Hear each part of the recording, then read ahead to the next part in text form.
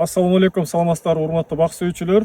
Биз бүгүн таң атпай бул Алиаскар байкенин Гиляс багында сиздерге кербовканы көрсөтүп бермекчибиз. Кербовка бул орусчасы, ал эми англисчеси натчинг же никинг деп айтылат. Натчинг болгондо же болсо кербовканын эки түрү бар.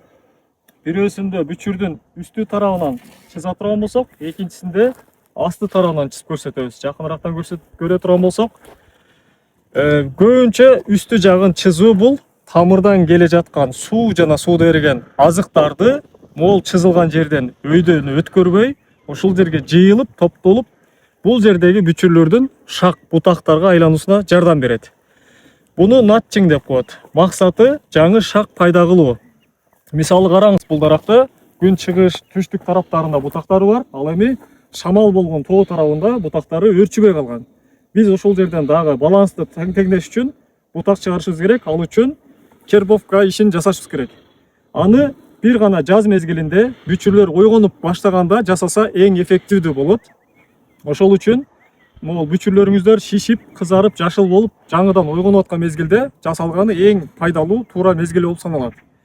Жасаганда бычак менен жасаса болбойт. Себеби дегенде бычак аябай ичке болгондуктан кескен жерди бат эле жаап кетет. Өзүнүн кожасы, клеткалары жаап кетет. Ошол үчүн ара 2 мм калыңдыктагы ара менен кабыкты гана кесесиздер, отунду кеспейсиздер. Кабыктын 3/1 бөлүгүн, айталы бул 360 градуста Мерседестин эмблемасын элестетиңиздер. 3/1 бөлүгүн бүчүрдүн үстү жагынан 1-2 сантиметрден чызып коесуздар, болду. Ошондо бул жерден суу азыктар өтпөй, бүчүрлөр шакка, бутактарга айланат. Чоң рахмат. Ал эми астыдагы никинг деп коет англисчеси, бул үстүндө нотчинг деп айттык. Бул никингдин пайдасы эмне?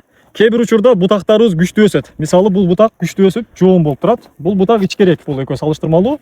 Туташкан жерлери, проводдор жоон ичке болуп атат. Ушул учурларда бутактын күчүн азайтыш максатында асты жагын кесип коебуз дагы. Асты жагын кескенде бул жер элестетсеңиздер, машина келатып, көпүрө бузулуп калат, өтө албай калат да, айланып өтөт бул жактар мененчи. Дал ошондой эле суу силема менен ташылып баратып, тегеренип эки капталдар менен өткөндүктөн натыйжада бул жердеги бутак азыраак өсүп калат, күчү азаят. 1 метр өсүш керек болсо 1,5 метр өсүп калат да. Ошондой бир пайдасы бар. Баланска салыш үчүн, бирок көбүнчө биз өйдө жагын колдонобуз багбанчылыкта. Себеби дегенде балансты сакташ үчүн ар тараптан кенен градуста бутактар биз үчүн аябай маанилүү. Достор, жаңы эле бир негизги нерсени айтпай кетиптирбиз. Бул жерде карасаңыздар эч кандай бүчүр жок. Бутакта бүчүрлөр өлүп калгандагы сыйдан бир кетменин сабына окшогон эле отун. Бул учурда кандай кыласыздар? Бул учурда деле кадимкидей кесип коюп